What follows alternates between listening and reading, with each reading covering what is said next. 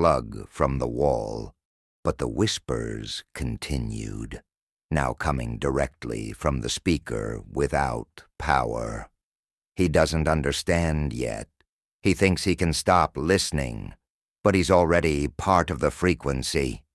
He backed away from the workbench, knocking over a mug of screwdrivers. The metallic clatter seemed to amuse the voices. He's becoming erratic, just like his father before the motorway accident outside Bristol. "Stop it," Greg whispered. "He's talking to us now. Good. That's what we wanted." The voices were growing stronger, more numerous, overlapping like a crowd at Piccadilly Circus, all speaking at once. Greg grabbed a hammer from his toolbox. This had to end. "He thinks he can destroy us. Doesn't realize we're already inside." He raised the hammer above the radio. "Stop!" The scream came from everywhere and nowhere, a burst of audio feedback that made his teeth ache. The shop's fluorescent lights flickered, and for a moment, everything went silent except for the steady drumming of rain outside. That's when Greg saw his reflection in the shop window, illuminated by the sodium glow of the street lamp outside. Except it wasn't quite his reflection.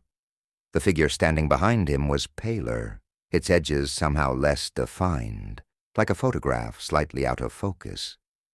And it was smiling. "We're not done yet," the reflection whispered, its voice carrying the same static-filled quality as the radio. Greg tried to run, but his body wouldn't respond.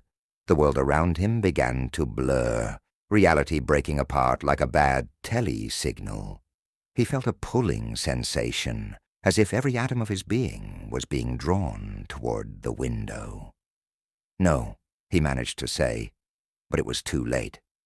The reflection reached out, its hand passing through the glass like fog on the moors, and grabbed his wrist. The touch was electric, sending waves of numbness up his arm.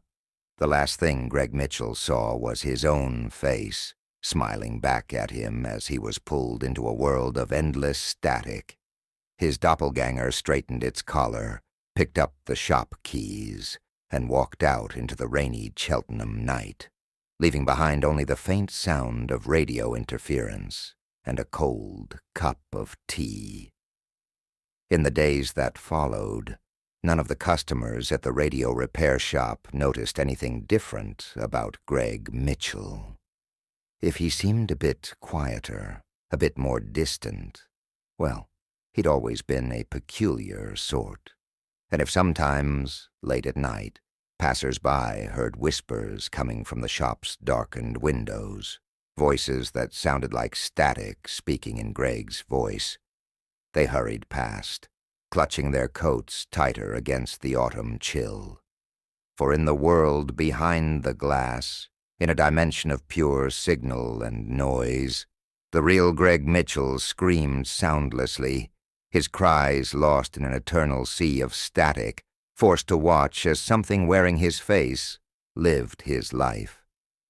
And sometimes, on particularly quiet nights, when the rain fell just so, you could almost hear him in the white noise between radio stations, whispering a desperate warning that no one would ever understand.